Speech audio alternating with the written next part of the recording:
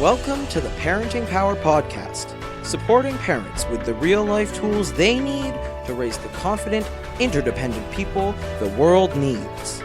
Gail Bell and Julie Friedman-Smith interview experts who share their knowledge to assist parents in creating a home environment where kids can thrive.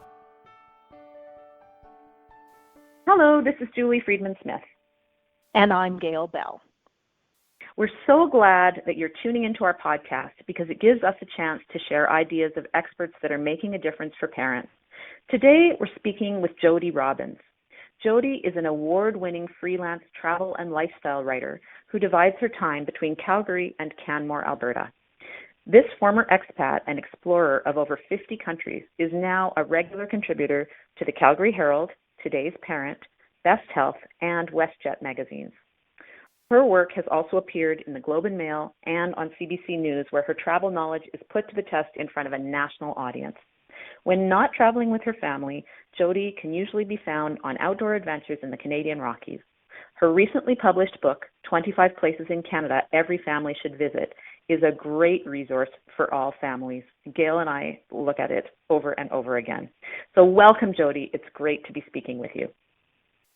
Oh, thanks so much for having me on. I'm a huge fan of yours too. As you know, I'm always trying to tap you guys, reading up your blog. It's just a great resource for people with not just young children, but I find as my daughter's into her teen years, I'm circling back.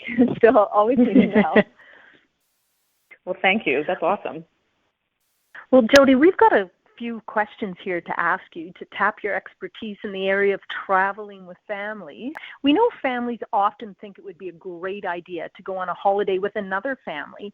Maybe you can share with us some of your tips for sharing spaces when holidaying with other families. Yeah, so holidaying with other families is, I think, a great idea because the whole point of a vacation is to relax and get rejuvenated, but it's pretty common for people to rent condos or do a house swap, VRBO, that kind of thing. But then one parent or one caregiver is still usually tasked with doing a bit of tidying up, certainly the food prep. But when you're with another family, you can completely share the workload. So it just makes it easier. It's also great for entertaining the kids. Based in Calgary, typically Calgary families like outdoor adventures. We like hiking, but anyone who's hiked with young kids know it sounds better than sometimes the reality.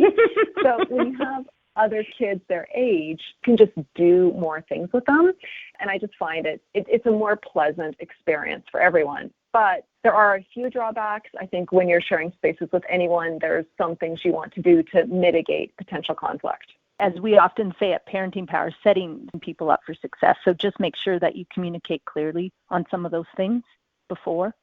Yeah, I think, and it sounds really, I don't know if nerdy is the right word, but sometimes I feel like I'm a bit uptight to talk about it prior, but when it's like setting yourself up for success, as you said, failing to plan is planning to fail. So it is a good idea to talk about things like, is it okay if you're renting a house? Can the kids eat in the living room? Can they eat on their bed? Can you serve pop at dinner?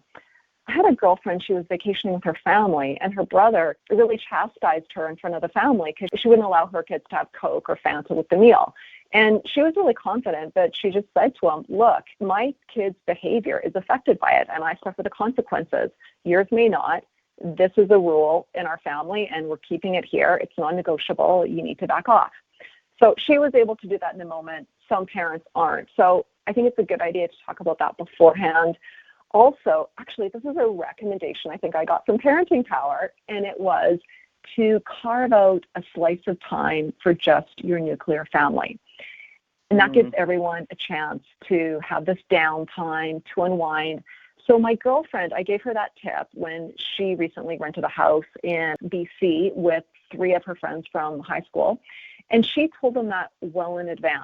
And she said it was so smart for her to do it ahead of time because she felt if she did it in a moment, people might wonder what was wrong. But instead, because they knew she was planning to do it, nobody said anything, nobody thought it was odd.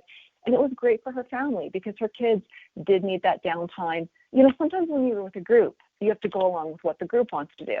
And maybe your family doesn't want to do a particular activity in the afternoon, but you do go along with it. Well, if you've already set aside that time for your family, you can do the things you really want to do. Definitely.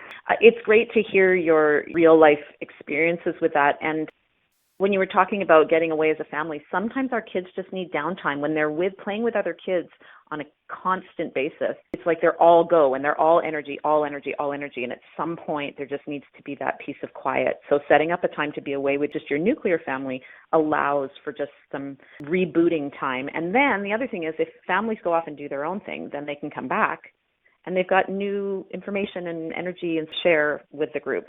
So I'm glad that that's something that you are seeing is working. Even if you're not traveling with another group, I know people who do this with their spouse. So if they're traveling just a nuclear family vacation, they will give each parent a morning off or an afternoon off. And then that's fun too. So one person's on deck with the kids and then the other person can have their own downtime, explore their own thing, and then come back, get excited, share all that news with the family. Yeah, I love that because, you know, you're saying of one person's on deck with the kids is literal and figurative because half the time it's on the pool deck with the kids because if you're staying somewhere with a pool, your kids just want to be at the pool the whole time. And sometimes that gives the other parent a chance to go off and do something that they would want to do that really the children may not even find an interest in. So that's a really good reminder, Jody. Yeah. One other area I'm thinking about is probably sleep, setting some clear expectations around when bedtime is, especially if there's a bunch of kids in the house, it could get later and later potentially. Yeah, you're so right on that because a lot of people think vacations are also a vacation from their regular routine, which for some people is the case, but as we know, kids do thrive and do well when having those boundaries. When you're sharing spaces with other families, if you are renting a condo or doing a VRBO, Airbnb with somebody else, get everyone to sign the contract. Usually it's one family that does the research, makes the booking and signs the contract. But the issue with that is if you get dinged for something, like somebody didn't throw out the garbage and there's $100 fee or something crazy like that they've added on, if everybody signs the contract, everybody has to deal with it. Because I do know of situations where one family signed the contract, it was a silly garbage issue. They did have to pay an extra fine, but they couldn't, the other family just, oh, yeah, we'll get the money to you. And it just never happened. But when everybody signs, everybody's responsible. That is such a great tip for us all just to put in our back pocket and remember because you don't want something like someone forgetting to take the garbage out to be the memory of a great trip that happened. So dealing with that and thinking about that beforehand is super helpful for everyone. What about when we're heading off on duty trips? So we've set aside a piece of time of our vacation to go and visit family or people that we just have to go and see that maybe not everybody wants to go and see, but we know we need to put that time in. What are your tips around that? Yeah, and those are tough. I think we all face those. I think a lot of it is acknowledging the situation. So recognizing that this may not be a vacation, even though you are taking vacation days from work, but it is something that you are doing, and you're probably doing it because of your value, because you recognize that it's important to maintain these family ties. So see it for what it is. Again, really do try to communicate with everyone ahead of time. Number one, your spouse or your partner, about what's important. If it's your family or their family, like figure out what's important for the family you're visiting, what you do with them, who you want to see. Sometimes I find in my own situation, my husband will sometimes just take off with a family member and just sort of leave me stranded hanging out with relatives I don't know very well. So we, after a couple situations with those, I definitely talked to him ahead of time and was like, okay, are you planning to do this? Let me know in advance because then I'll take my daughter and I'll set us up for success. Like maybe we go visit a park at that time, but you don't want to be hung in the moment. And I also think if you could, that whole concept of batching, we batch at work, we batch cook at home, batch your visits. So you're probably there for a short, finite amount of time, especially if it's obviously it's in another city. So it's just a lot of work running around trying to get all of these visits in. So combine them. Make an afternoon tea. Okay, this is meet the baby time this afternoon at my aunt's house. Or all the high school or university friends are hooking up this night at a pub at this time. So you're not running around seeing 6 different people. As many of those people as possible can meet you in one place. Because I think people forget you're making all the effort to visit them, traveling miles, but they don't have to change much in their life circumstances. So you can put some onus on other people so they can come to you. That is a really good, doesn't that make so much sense? I never thought of that. I really think that's a great idea for families.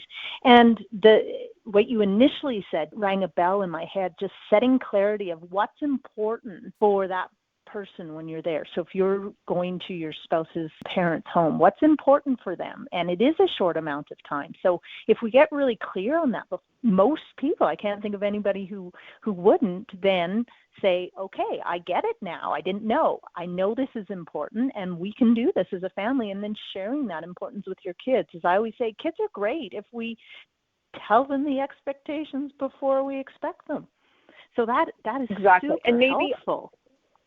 Yeah, and offer them a reward too, because I just remember as a kid these days spent in Ontario visiting. It seemed like all these endless sick people, and it was so not interesting. And so if you can offer them a little bit of a reward, like, we have to go visit this great aunt for probably 2 hours, but you can bring your book and afterwards we'll go for ice cream, that sort of thing. Or even showing them a calendar, right? Because time's abstract for kids. So here's when we have to visit, but look at all the time we don't have to visit. Yeah, absolutely. Yeah, involving them in, so what are we going to do with this extra time? That's a big part of vacations, I think. If we all leave with our own ideas about what's going to happen on the trip, but nobody's actually communicated them to anybody else in the family, then it's really easy for disagreements to happen. But if we do a little bit of talking before we go, and then in the beginning of the day, just to say, so here's what this day looks like, here are the times we've got, or in the next 3 days, how do we fit in what you want to do and what I want to do, and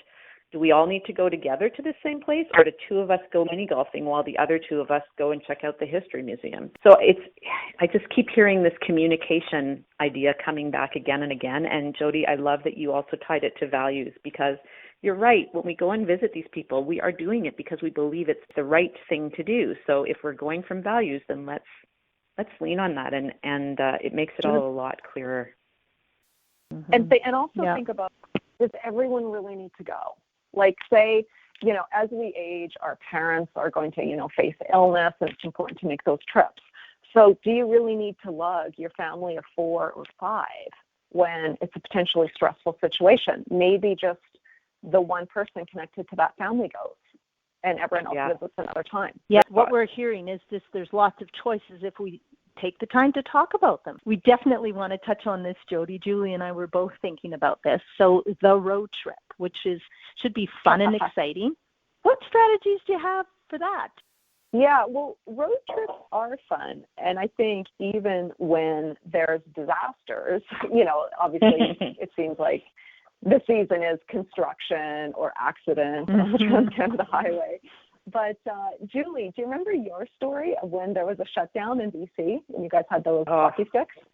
I will never forget it, because it was 4 hours on the highway playing mini sticks, but it was one of the best things that ever happened in our family's life. Like, we will all never forget that as a family. Yeah. So, and because of you telling me that story about how you got, highway shut down, but you had the hockey sticks, so the memory is playing hockey on the Trans-Canada Highway. Yeah. You need to pack well and make sure you're prepared for any situation, which obviously is easier said than done, but it's about doing that prep work. A lot of families I know that regularly do road trips from Calgary to Saskatchewan, they definitely stop, but stopping is for running around and getting a breath of fresh air. So they map out green spaces. A quick game of tag gets everybody's energy up, blood flowing, and they pack a cooler. So they don't go eat at a restaurant because you're just sitting down again and it adds more time. So I think that's smart. Pack your cooler. Definitely pack lots of activities for the kids. I think we rely a lot on devices. Not that that's necessarily a bad thing, But I think it is good for kids to experience a bit of boredom. There's all these studies, let their mind flow, be more creative. When my daughter was young, she used to love it to see the rain on the windows of the car. And she said she was like watching TV. Like she was making up little stories from how these raindrops were forming and making these little rivulets. And I was like, if we had a TV in our car, she would have never had that opportunity. So even if you do have devices, you can use them. But my recommendation is to save them for the last hour or two of your trip, because that's when nobody's fresh anymore. You're all cranky. So if they have that expectation that they're not going to get their devices as soon as they get in the car, they will amuse themselves. Obviously, books, different kinds of things besides books, sticker books, magnet play, pipe cleaners, bingo games, all that stuff. Like, it's kind of corny, but it's like the bingo, the family games. There's license plate games. In my book, I have a whole chapter on road trips on 25 places in Canada every family should visit.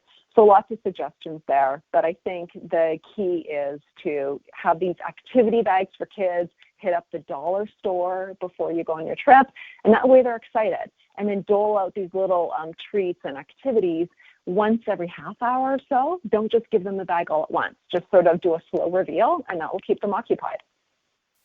Love it. And your book really is there's so many good little tidbits along the way that it's a great read. Like, I love to just read about it. Even if I'm not going on a trip, I just like to read it because there are all sorts of little things in there that remind you of things that you did as a kid in the car and on trips with the family.